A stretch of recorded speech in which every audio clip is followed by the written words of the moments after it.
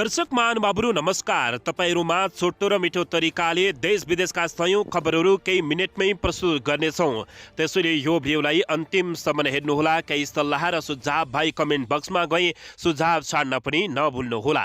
दर्शक महानुभावहरू, तपाईहरुले हामीलाई कहाँदेखि हेर्दै हुनुहुन्छ, कुन देशदेखि हेर्दै हुनुहुन्छ, देशदेखि हेर्दै हुनुहुन्छ या विदेशदेखि हेर्दै हुनुहुन्छ, प्रतिक्रिया दिन नभुल्नुहोला। दर्शक महानुभावहरू, आज पनि तपाईहरुमा अत्यन्तै महत्त्वपूर्ण समाचार अपडेटका साथ उपस्थित भएका छौं। त्यसैले दर्शक महानुभावहरू, यो भिडियोलाई अन्तिमसम्म हेरी केही सल्लाह सुझाव र प्रतिक्रिया दिन नभुल्नुहोला। दर्शक महानुभावहरू, पूर्व राजा ज्ञानेन्द्र शाहले नारायण हिटी छाडेको 2 दशक हुन लाग्दा पनि नेपाली खुसी हुन सकेनन् भन्दै आखिर के भने त यसबारे निकै ठूलो खबर छ। पूर्व प्रधानमन्त्री पुष्पकमल दाहाल प्रचण्डले पनि रवि लामिछानेलाई पक्राउबारे निकै ठूलो खुलासा गरेका छन्। दर्शक महानुभावहरू, पहिलो र दोस्रो दलको सरकार बनाउनु नै संकट हो भन्दै प्रचण्डले किन दिए त प्रचण्डले सरकारलाई निकै कडा चेतावनी। दर्शक महानुभावहरू, यसैबीच यता कुलमान घिसिङलाई इरिटेट गर्ने सरकारको रणनीति रहेको खबर बाहिरिएको छ। विवरण भन्दै स्पष्टीकरण सोधेपछि कुलमान घिसिङलाई के जेल हालिँदैछ त यसबारे पनि निकै ठूलो खबर रहेको छ। दर्शक महानुभावहरू, यता गौशाला धर्मशालामा काठमाडौँ महानगरपालिकाले निकै कडा एक्सन लिएको छ। यता धर्मशाला संरक्षण गर्न खोज्दा हस्तक्षेप गरेपछि बालेन्द्रले आक्रोश हुँदै के भने, केपी शर्मा ओली बारे के भने त। दर्शक महानुभावहरू, नेकपा एमालेको सत्ता सहकार्य कार्तिक नकाट्ने चर्चा चलेपछि हंगामा मचिएको छ। दर्शकबिन, यी र यस्तै खाले निकै धेरै समाचारहरू लिएर उपस्थित भएकाले यो भिडियोलाई अन्तिमसम्म हेर्नुहोला। आउनुहोस् दर्शक महानुभावहरू, आजको पहिलो तथा विशेष खबरतर्फ लागौं। दर्शक महानुभावहरू, अन्ततः फेरि प्रधानमन्त्री केपी शर्मा ओलीको सरकारले कुलमान घिसिङलाई हटाउने तयारी गरेको छ। कुलमान घिसिङलाई हटाउने सरकारले तयारी गरेपछि यति बेला आलोचना र स्वागत भएको छ। ऊर्जा मन्त्री खड्काले 15 बुँदे स्पष्टीकरण सोधेपछि केपी शर्मा ओलीमाथि प्रहार सुरु भएको छ। सरकारले नेपाल विद्युत प्राधिकरणका कार्यकारी निर्देशक कुलमान घिसिङलाई हटाउने तयारी स्वरूप स्पष्टीकरण सोधेको छ। ऊर्जा मन्त्री दीपक खड्काले कुलमान घिसिङलाई 15 दिनको म्याद दिएर 15 बुँदे स्पष्टीकरण सोधेका छन्। उक्त 15 बुँदे स्पष्टीकरणको पूर्व पाठ सहित दर्शक महानुभावहरू, सरकारले कुलमान घिसिङलाई दबावमा पार्न खोजेको कतिपयले बताएका छन्। दर्शक महानुभावहरू, ऊर्जा मन्त्री दीपक खड्काले नेपाल विद्युत प्राधिकरणका कार्यकारी निर्देशक कुलमान घिसिङसँग विवरण माग गरेका हुन्। प्राधिकरणको अध्यक्ष समेत रहेका मन्त्री खड्काले कार्यकारी निर्देशकलाई विभिन्न मितिमा भएका कागजात पेश गर्न लिखित निर्देशन दिएका हुन्। ऊर्जा मन्त्रालय स्रोतका अनुसार कुलमान घिसिङलाई 15 दिनको समय दिएर 15 वटै बुँदामा विवरण उपलब्ध गराउन भनिएको छ। नेकपा एमाले अध्यक्ष केपी शर्मा ओलीको नेतृत्व सरकार बनेसँगै निर्देशक कुलमान घिसिङप्रति मन्त्री खड्काले समेत असहिष्णु व्यवहार गर्दै आएका छन्। त्यसै क्रममा दशैं बिदा सुरु हुने मुखमा स्पष्टीकरणको आवश्यक विवरण माग गरिएको हो। यसैबीच प्रधानमन्त्री केपी शर्मा ओली र ऊर्जा मन्त्री खड्का घिसिङलाई निर्देशकबाट हटाउन इच्छुक रहे पनि यसअघि सञ्चालक समितिका 2 जनालाई अदालतले थमौती गरेपछि हच्किएका छन्। कार्यकारी निर्देशक कुलमान घिसिङलाई पेश गर्न भनिएका कागजात उनको पर्फर्मेन्स तथा खरिदसँग जोडिएको छ। सांसदको सार्वजनिक लेखा समितिबाट कारबाहीको निर्देशन पठाएर कुलमान घिसिङ विरुद्ध अख्तियार लगाउने योजना समिति सदस्यहरूको विरोधका कारण रोकिएपछि सरकारले उनलाई इरिटेट गर्ने रणनीति लगाएको बताइएको छ। मन्त्री खड्काले माग गरेको बुँदा नम्बर 1 देखि 9 नम्बरसम्मका विवरण कुलमान घिसिङको पर्फर्मेन्ससँग जोडिएका छन् भने बाँकी माग गरिएको विवरण प्राधिकरणले खरिद गरिएको विषयसँग सम्बन्धित छन्। बुधबार बिहान मन्त्री आफैले बोलाएको प्राधिकरण सञ्चालक समितिको बैठक स्थगित भएको छ। यसैबीच सदस्य सचिवका रूपमा निर्देशक कुलमान घिसिङले बैठकको सूचना पठाउनु पर्ने भए पनि मन्त्री आफैले बैठक आह्वान गरेका छन्। दर्शक महानुभावहरू, यसैबीच जनताहरूले रुचाएका कुलमान घिसिङलाई हटाउन खोज्दा उनका समर्थकहरूले चारको आलोचना सुरु गरेका छन्। 2 महिनादेखि विद्युत प्राधिकरण सञ्चालक समितिको बैठक नराखेको तथा मन्त्रालयले माग गरेका विवरणहरू नदिएको भन्दै कुलमान घिसिङलाई वितरणहरू नदिएको भन्दै कुलमान घिसिङलाई विवरण पठाउने भन्दै स्पष्टीकरण सोधिएको मन्त्रालय स्रोतले जानकारी दिएको छ। कुलमान घिसिङलाई मन्त्री परिषदले नियुक्त गरेका कारण स्पष्टीकरण सोध्ने कानुनी अधिकार पनि मन्त्री परिषदकै परिषदसँगै हुन्छ। त्यसो हुँदा मन्त्रालयले लेखेको पत्रमा विवरण उपलब्ध गराउने सम्बन्ध भन्ने विषय उल्लेख छ। तर उनलाई सोधिएका बुदाहरू भने स्पष्टीकरण शैलीका रहेका छन्। स्पष्टीकरण सोधिएपछि मन्त्री खड्काले मन्त्रालयका सचिव शम्भु मरासिनी मार्फत प्राधिकरण सञ्चालक समितिका सदस्यलाई आज बुधबार बोर्डको बैठक रहेको भन्दै सूचना पठाएका थिए। तर आज बिहान सबेरै प्राधिकरण सञ्चालक समितिको बैठक रद्द भएको जानकारी मन्त्रालयबाट आएको समितिका एक सदस्यले जानकारी दिएका छन्। खासमा सञ्चालक समितिका अध्यक्ष समेत हुने मन्त्रीले कुलमान घिसिङलाई पटक पटक बोर्ड बैठक राख्न निर्देशन दिए पनि उनले मानेका छैनन्। सातामा कम्तीमा एकपटक हुने बोर्डको बैठक 2 महिनासम्म बस्न सकेको छैन। मङ्गलबार पनि कुलमान घिसिङलाई बैठक डाक्न भनिएकोमा उनले उत्तर नै नदिएकाले उनी लगायत अन्य सञ्चालकहरूलाई सचिव मरासिनीले सूचना पठाएका हुन्। मन्त्रालय स्रोतले भन्यो, तर विद्युत प्राधिकरण ऐनमा अध्यक्षको निर्देशनमा सदस्य सचिवले बैठक बोलाउने उल्लेख छ। बोर्डको सदस्य सचिव कार्यकारी निर्देशक कुलमान घिसिङ नै छन्। प्राधिकरणका कार्यकारी निर्देशक कुलमान घिसिङले मन्त्रालयबाट 15 बुँदे विवरण माग गरेर पत्र आएको बताएका छन्। दर्शक महानुभावहरू ट्रान्सफर्म खरिद लगायतका विषयलाई विवरण मागिएको छ, त्यो स्पष्टीकरण हो जस्तो लाग्दैन। कुलमान घिसिङले भने, मन्त्रालयले मागेको विवरण साधै बुझाउँछु। डेडिकेटेड र ट्रङ्क लाइन महसुल बक्यौदा भुक्तानीबारे विद्युत प्राधिकरण र उद्योगी बीच विवाद छ। कतिपयले यो स्पष्टीकरणलाई सोही विषयसँग लगेर जोडे पनि स्पष्टीकरणमा एउटा बुँदा मात्रै त्यससँग सम्बन्धित रहेको बताइएको छ। समग्रमा केपी शर्मा ओलीले दर्शक महानुभावहरू कुलमान घिसिङलाई मन नपराएपछि भनेर यति बेला निकै ठुलो चर्चा पनि चलेको छ। यसबारे तपाईँहरूले के भन्न चाहनुहुन्छ? दर्शक महानुभावहरू, यसैबीच सरकारप्रति काठमाडौँका मेयर बालेन्द्र शाह बालेन फेरि आक्रोशित बनेका छन्। बालेनले देश त माडवाडी सेवा समाज जस्ता संस्थाले पो चलाएका रहेछन् भनेका छन्। काठमाडौँ महानगरपालिकाका मेयर बालेन्द्र शाह बालेनले देश माडवाडी सेवा समाज जस्ता संस्थाले चलाएको टिप्पणी गरेका छन्। पशुपति धर्मशालामा आज माडवाडी सेवा समाज र महानगर प्रहरी बीच भएको झडपबारे टिप्पणी गर्दै बालेनले पशुपति विकास कोषको अनुमतिमा महानगरपालिकाले धर्मशालाको संरक्षण गर्दै अशक्तहरूलाई निःशुल्क खाना र औषधि उपचार गर्ने प्रयोग गर्न खोज्दा प्रहरीले हस्तक्षेप गरेको उनले आरोप लगाएका थिए। उनले भनेका छन्, नाजायज सम्बन्धबाट सम्झौता गरी गौशाला धर्मशालाको नाममा माडवाडी सेवा समाजले 9 रोपनी 9 आना 2 पैसा जग्गा वर्षौंदेखि केही हजार रुपियाँ तिरेर हडपेको जग्गा अदालतले दाबी पुग्दैन भनेर पशुपति विकास कोषलाई नै जिम्मा दिन्छ। अनि समितिले महानगरपालिकालाई धर्मशाला तथा अशक्तहरूलाई निःशुल्क खाना र औषधि उपचार गर्न भनेर दिएको कुरा अहिलेलाई संरचना महानगरपालिकाले संरक्षण गर्न खोज्दा नेपाल प्रहरीले महानगरपालिकालाई हस्तक्षेप गरेर त्यो समाजको संरक्षण गर्छ भने बुझे हुन्छ। देश चलेको त यस्तै समाजबाट पो रहेछ। अनि हामी चाहिँ देश प्रहरी र सरकारले देश चलाएको भन्दै भरममा रहेछौँ, काठमाडौँका मेयर बालेन्द्र शाह बालेनले बताएका छन्। दर्शक महानुभावहरू, यसबारे तपाईँहरूले के भन्न चाहनुहुन्छ? माडवाडी सेवा समितिले विरोध गर्दा गर्दै काठमाडौँ महानगरपालिकाले गौशालामा आफ्नो ब्यानर राखेको बताइएको छ। यसैबीच काठमाडौँ महानगरपालिकाले पशुपति गौशाला धर्मशालामा आफ्नो बोर्ड राखेको हो। बुधबार महानगरपालिकाका नगर प्रहरीले माडवाडी सेवा समितिको बोर्ड हटाएर आफ्नो बोर्ड राखेको हो। माडवाडी सेवा समितिले गरेको विरोधको बावजुद महानगरपालिकाको टोलीले बल प्रयोग गरेर काठमाडौँ महानगरपालिकाको बोर्ड राखेको हो। धर्मशाला बाहिर भने माडवाडीहरूले नारा जुलुस लगाएका थिए। महानगरपालिकाले पशुपति क्षेत्रको गौशाला धर्मशाला खाली गराउन 8 नम्बर वडा अध्यक्ष असमानसँग र नगर प्रहरी प्रमुख राजुनाथ पाण्डेको टोली धर्मशाला पुगेको थियो। महानगर प्रहरीले 10 बजेसम्म धर्मशाला खाली गराउन माइकिङ गरे पनि नहटाइएपछि महानगर प्रहरीले खाली गराएको हो। त्यस अघिको पत्रकार सम्मेलनका क्रममा बोल्दै माडवाडी सेवा समिति नेपालका अध्यक्ष रमेश तण्डलियाले महानगरपालिकाले धर्मशालामा कुनै गतिविधि गर्न नहुने प्रति सचेत गराएका थिए। उनले अदालतमा मुद्दाको पूर्णपाठ नआएको र अहिले अदालत विधामा रहेकाले पूर्णपाठ आइसकेपछि पुनरावेदन गर्न नपाउने अधिकार दिनुपर्ने माग गरेका छ। नगर प्रहरीले धर्मशाला खाली गराउन खोजेपछि मारवाडीहरूसँग केही बेर प्रतिवाद समेत भएको थियो। काठमाडौँका मेयर बालेन्द्र शाह बालेनले भने त्यस्तो प्रतिक्रिया दिएका हुन्। प्रहरीले महानगरपालिकालाई हस्तक्षेप गरेर मारवाडी सेवा समितिलाई संरक्षण गरेको उनले बताएका छन्। दर्शक पनि यता भने नेपाली काङ्ग्रेस र नेकपा एमालेको सत्ता सहकार्य कार्तिक नकाट्ने चर्चा चलेको छ। यो सँगै प्रधानमन्त्री केपी शर्मा ओली झस्किएका हुन्। नेकपा एमालेका अध्यक्ष केपी शर्मा ओलीको नेतृत्वको सरकार बनेको 102 नपुग्दै सरकार ढल्ने गरी तयारी थालिएको छ।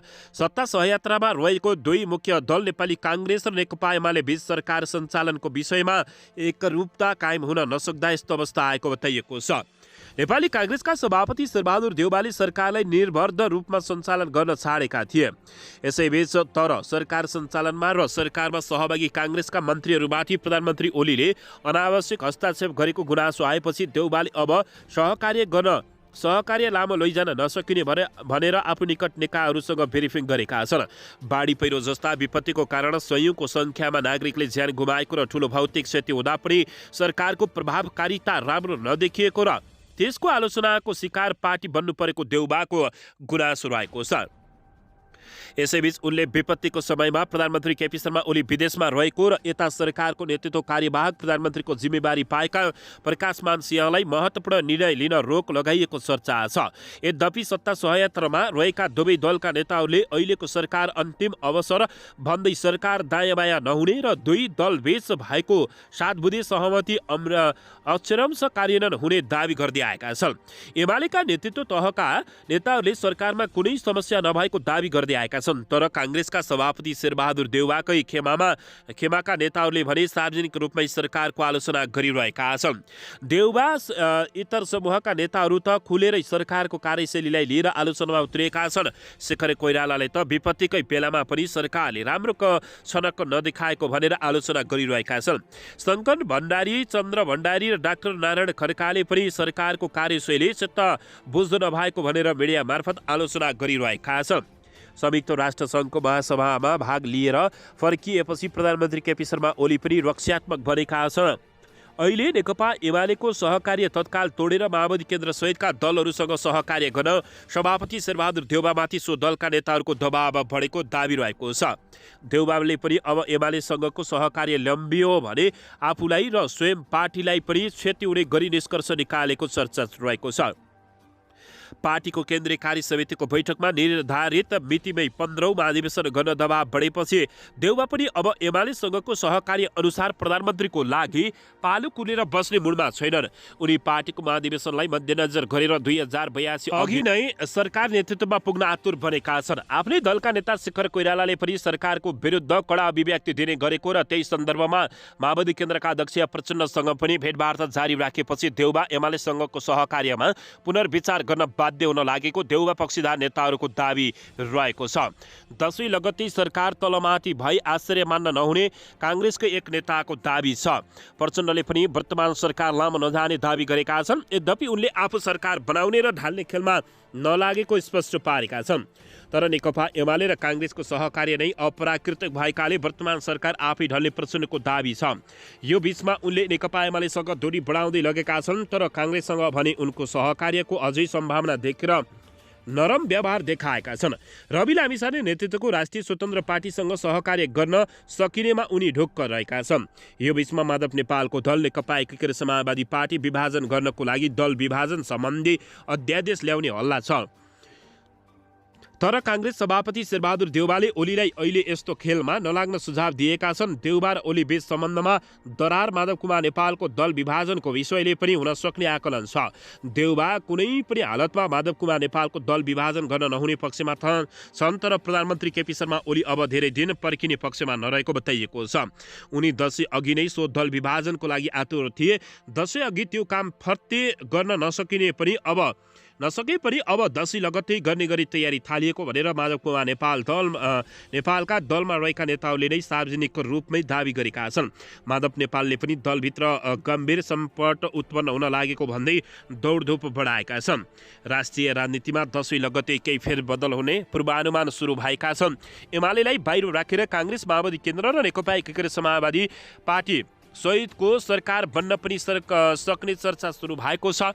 सरकारमाथि सङ्कट गइरहेको कुरा रासपाका सभापति रवि लामिछानेलाई सहकारी ठगी प्रकरणमा पक्राउ गरी अनुसन्धान अगाडि बढाउने तयारीबाट सरकार एकाएक ब्याक हुनुले पनि पुष्टि गरेको जानकारी प्राप्त भएको छ। दर्शक महानुभावले यसैबीच यता कुलमान घिसिङसँग विवरण मागिएको हो हटाउने वा कारवाही गर्ने नियत नभएको ऊर्जा मन्त्रीले बताएका छन्। ऊर्जा जलस्रोत तथा सिँचाइ मन्त्री दीपक खड्काले प्राधिकरणका कार्यकारी निर्देशक कुलमान घिसिङलाई हटाउने वा कारवाही गर्ने कुनै नियत सरकारको नभएको स्पष्टीकरण दिएका छन्। मन्त्रालयले बुधबार सोधेको 15 बुँदे सवाललाई लिएर सोधिएको प्रश्नमा मन्त्री खड्काले मन्त्रालयको रेकर्डका लागि मात्रै विवरण माग गरिएको बताएका छन्। प्राधिकरणबाट के कस्तो काम भइरहेका छन् र राष्ट्रिय र अन्तर्राष्ट्रिय तहमा के कस्तो सम्झौताहरू भइरहेका छन् त्यसका बारेमा मन्त्रालयमा कुनै रेकर्ड रहेनछन्। यतिसम्म कि निर्णयको माइन्युट समेत मन्त्रालयसँग रहेनछ। उनले भने सबै विवरण अध्याविक गराएर राख्नका लागि मात्रै विवरण मागिएको हो। हटाउने वा कानुनी कारबाही गर्ने कुनै उद्देश्य नरहेकोले बताएका छन्।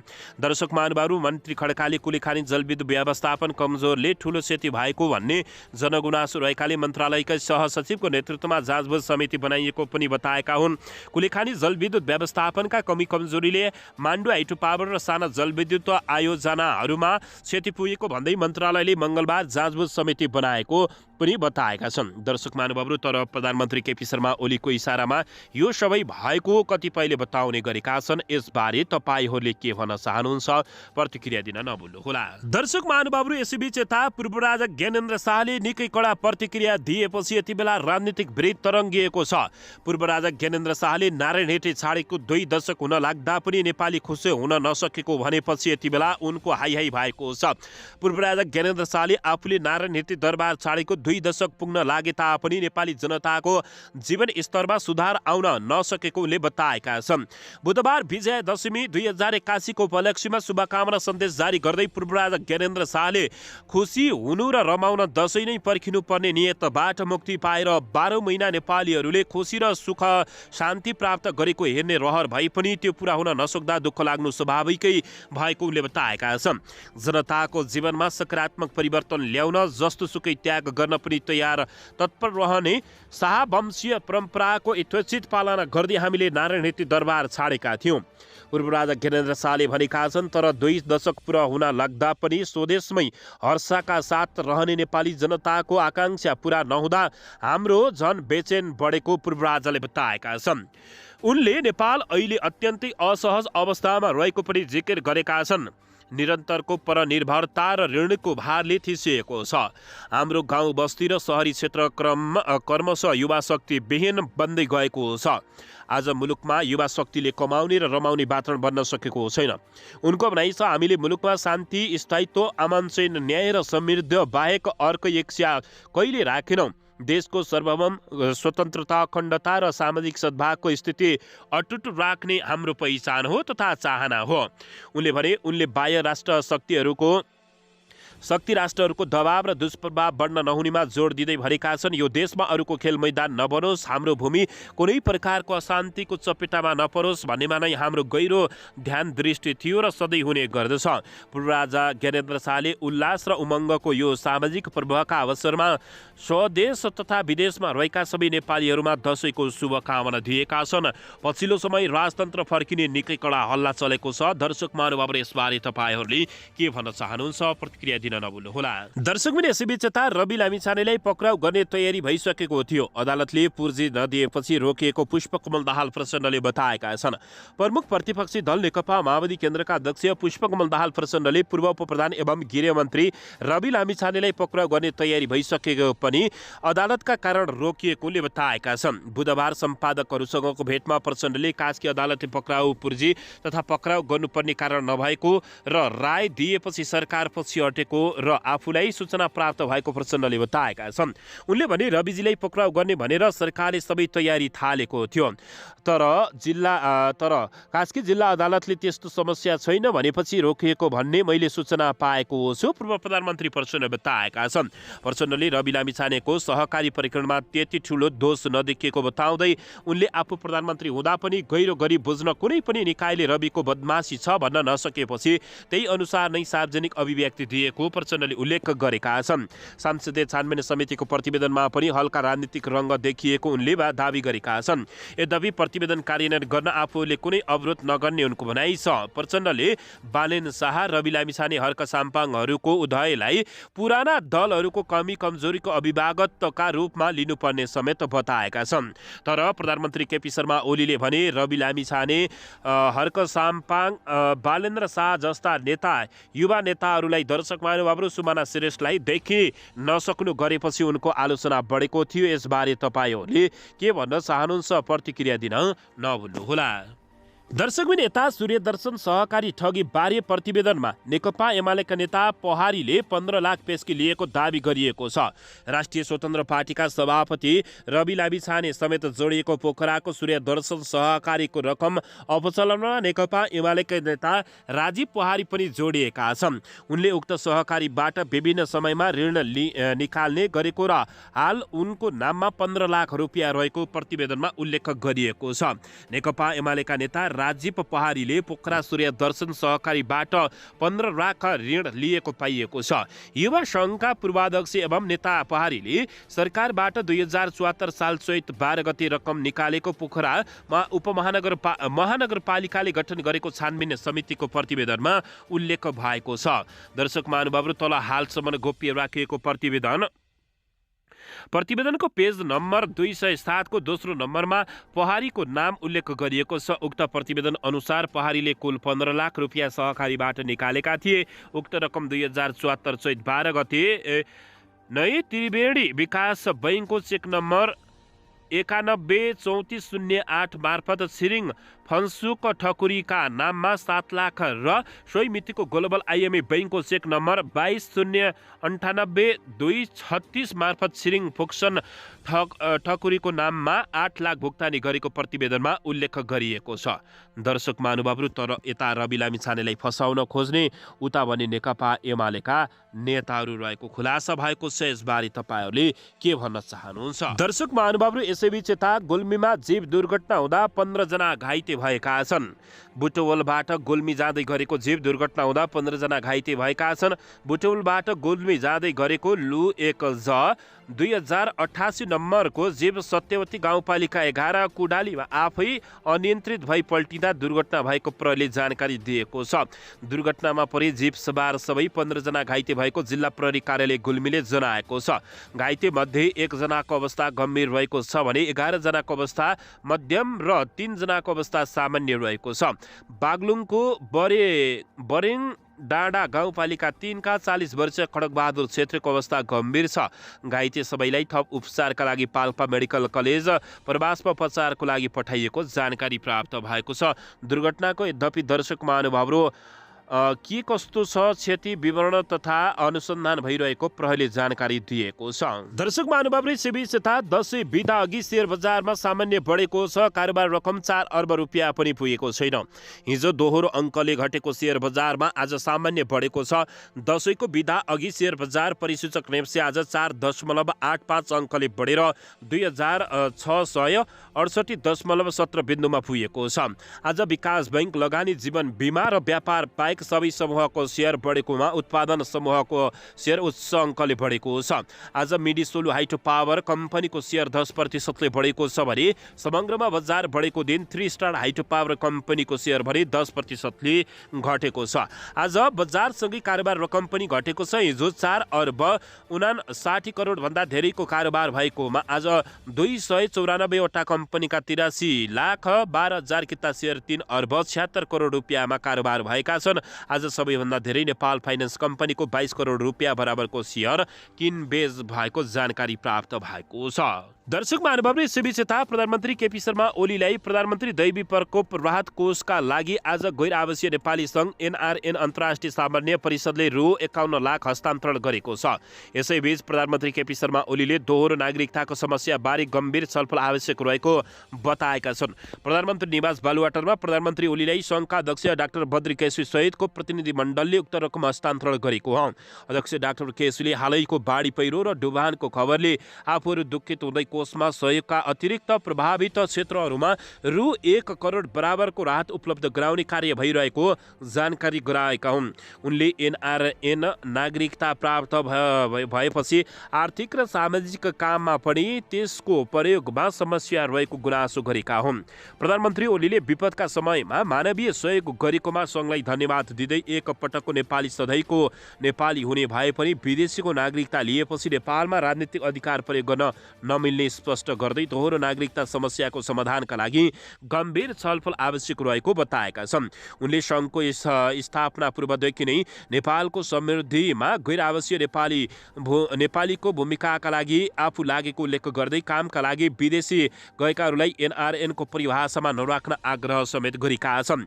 उनले सङ्घलाई राजनीतिक आधारमा नभई सबै गैर आवासीय नेपालीको साझा संस्थाका रूपमा अगाडि बढाउन सुझाव दिएका छन्। त्यसै गरी आजै विद्युत उत्पादन कम्पनी लिमिटेडका अध्यक्ष सुरेश आचार्यबाट कम्पनी र त्यहाँका कर्मचारी समेतबाट रु 6,46,500 तथा नेपाल इन्सुरेन्स कम्पनी भारतबाट रु 10 लाख कोषमा हस्तान्तरण गरिएको जानकारी प्राप्त भएको छ। दर्शक महानुभावहरू, काठमाडौँका मेयर बालेन्द्र शाह बालेन्द्रको नाम सुन्दा बित्तिकै नेपालका शीर्ष तथा ठुला नेताहरू थर्कमान हुन थालेका छन्। काठमाडौँका मेयर बालेन्द्र शाह बालेन्द्रदेखि किन त्रसित छन् त ठुला नेताहरू, यसबारे निकै ठुलो खबर रहेको छ।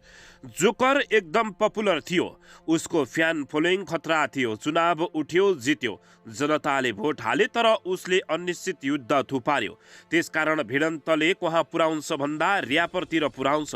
काठमाडौँमा पनि त्यही पुर्यायो। यो अभिव्यक्ति नेकपा एकीकृत समाजवादी पार्टीकी नेत्री रामकुमारी झाँक्रीको थियो। उनले केही दिन अघि एक सार्वजनिक कार्यक्रममा उक्त अभिव्यक्ति दिएकी थिइन्। उनको उक्त अभिव्यक्ति युक्रेनका राष्ट्रपति भ्लादिमिर जेलेन्स्की प्रति लक्षित थियो। उनको कटाक्ष जेलेन्स्की प्रति मात्र लक्षित भएको भए सायद उक्त भनाइ खासै चर्चामा आउँदैन थियो होला। दर्शक महानुभावहरू, युक्रेनको दृष्टान्त दिएर उनले काठमाडौँ महानगरपालिकाको मेयर बालेन्द्र शाह अर्थात् मेयरमा निर्वाचित बालेन्द्र शाह उर्फ बालेनलाई पनि सँगै जोडेपछि सामाजिक सञ्जालमा धेरैले रामकुमारी झाँक्रीको आलोचना गरिरहेका छन्। मेयर बालेन्द्र शाह बालेनलाई कटाक्ष गर्नेमा रामकुमारी झाँक्री एक्लै नेत्री भने होइनन्, पुराना दलका अधिकांश नेताहरूको लाइनमा रहेका छन्। गत 24 असारको प्रतिनिधि सभाको विषय समयमा बोल्दै नेपाली काङ्ग्रेसका सांसद पूर्णबहादुर तामाङले मेयर बालेन्द्र शाह बालेनको कार्यशैलीलाई लिएर प्रश्न उठाएका थिए। दर्शक महानुभावहरू, यहाँनिर उनले दोहोरी गीत पनि सम्झिएका थिए। एउटा गीत छ, कोही कोही मान्छे मातिन्छ पैसाले, कोही मातिन्छ वैसले। हो, यो महानगरपालिकामा पैसा पनि बेसी भयो, वैस पनि भयो, दुईवटाले मातिए जस्तो छ, तामाङले भनेका थिए। दर्शक महानुभावहरू, उनी यतिकैमा रोकिएका थिएनन्। थप्दै पुनः भनेका थिए, महानगरपालिकाले कहिले ल्याएर सडक विभागमा फोहोर फालिदिन्छ, कहिले सिंहदरबारभित्र फोहोर फालिदिन्छ भन्ने, कहिले प्रधानमन्त्री कार्यालयमा फोहोर फालिदिन्छु भन्ने। यो राम्रो भए जस्तो लाग्छ भनेर उनले प्रश्न गरेका थिए। महानगरपालिकालाई जिम्मेवारी काम भएकाले यस्तो भएको भन्दै उनले महानगरपालिकालाई जिम्मेवारी थप गर्न आवश्यक रहेको समेत बताएका थिए। दर्शक महानुभावहरू, यति बेला बालेन भर्सेस ओली त दर्शक महानुभावहरू निकै प्रष्ट रूपमा देखिएको छ। बालेन प्रतिका ससाना कटाक्षले खासै कसैको ध्यान तानेको देखिएन, तर बालेन र प्रधानमन्त्री तथा नेकपा एमालेका अध्यक्ष केपी शर्मा ओली बीचको श्रृङ्खलाबद्ध अन्तर्द्वन्द्वले भने धेरैको ध्यान तानेको छ। 30 असार 2069मा 79मा काठमाडौँ महानगरपालिकाका मेयर बालेन्द्र शाह अध्यक्ष केपी शर्मा ओलीको निजी निवास बालकोट पुगेका थिए। बालेनलाई प्रधानमन्त्री ओलीले बधाई मात्रै दिएनन्, उपहारमा ताबेला समेत दिएका थिए। बालेनलाई ओलीले जति बेला तबला उपहार दिए त्यति बेलासम्म यी दुईको सम्बन्ध ठिकठाक नै थियो, तर त्यसको ठिक 2 महिनापछि उनीहरू बीच सम्बन्ध चिसिन सुरु भएको हो। दर्शक महानुभावहरू, अल्फा बिटा कम्प्लेक्समा डोजर चलाउनु, थापाथली सुकुम्बासी बस्ती प्रकरण, न्यू रोड फुटपाथ विस्तार प्रकरण, गिरिबन्धु टी स्टेट प्रकरण, नेकपा एमालेका सांसद रेखा शर्मा प्रकरण हुँदै महानगरपालिकाभित्रका नदी किनाराका दायाँ र बायाँ 20-20 मिटरको जमिनभित्र संरचना बनाउन पाइने कि नपाइने भन्ने प्रकरणसम्म आइपुग्दा नेकपा एमाले र अध्यक्ष केपी शर्मा ओली र बालेन बीच सम्बन्ध चिसिएको छरपष्ट भएको हो। प्रधानमन्त्री ओली र बालेन बीच सम्बन्ध चिसिएको छरपष्ट भएसँगै सामाजिक सञ्जाल उनीहरूमाथि विभिन्न थरीका रमाइला किस्सा बन्न थालेका छन्। श्रृङ्खलाबद्ध रूपमा बालेन र नेकपा एमाले बीच नोकझोक चलिरहँदा धेरैले भन्न थालेका छन्, बालेन्द्र शाह बालेनले ओलीको तबला बजाइरहेका छन्। यससँगै कतिपयले यसलाई बालेनले राजनीतिक रूपमा एमाले पार्टीलाई लक्षित पुर्याउन खोजेको क्षति पुर्याउन खोजेको रूपमा समेत आकलन गरिरहेका छन्। तर बालेनका निकटस्थ भने मेयर बालेन्द्र शाहले ओली विरुद्ध नगएको जिकिर गरेका छन्। बरु महानगरपालिकाले काम गर्ने ठाउँमै नेकपा एमाले ठोकिन आएको तर्क बालेनको सचिवालय रहेको छ। दर्शक महानुभावहरू, ठुला दललाई यति बेला थ्रेट बनेका हुन् त भनेर बालेन्द्र शाहको पनि चर्चा चलेको छ। सामाजिक सञ्जालदेखि सडकसम्म बालनको पक्षमा देखिएका युवा र वर्षौं यता देख्दै आएका राजनीतिक कर्मीहरूको विकल्प खोजिरहेका पाका पुस्ताका लागि बालेन एक आशाको किरणका रूपमा उदाएको सहजै अनुमान लगाउन सकिन्छ। उनी राजनीतिक पार्टी गठन गरेर अगाडि बढुन् भन्ने धेरैको आकांक्षा रहेको पनि पाइन्छ। दर्शक मेयर बालेन्द्र शाह बालेनले पार्टी गठन गरेर अगाडि बढ्दा नेपालका ठूला भनिएका राजनीतिक दलका नेताहरूमाथि थ्रेट बन्न सक्ने धेरैको बुझाइ छ। तर राजनीतिक विश्लेषक दम्मन खतिवडाले भने त्यो मान्न तयार छैनन्। उनको विचारमा बालेनले पार्टी गठन गरेर सबैभन्दा बढी राजनीतिक घाटा राष्ट्रिय स्वतन्त्र पार्टी रासपाले बेहोर्नुपर्ने हुन सक्ने बताएका छन्। दर्शक महानुभावहरू, एमाले काङ्ग्रेस माओवादी वा अरू दललाई सामान्य घाटा होला, तर यदि बालेनले पार्टी गठन गरे भने 2084 सालको चुनाव लड्न आए भने सबैभन्दा बढी राजनीतिक घाटा रासपाले बेहोर्नु पर्दछ, विश्लेषक खतिवडाले भनेका छन्।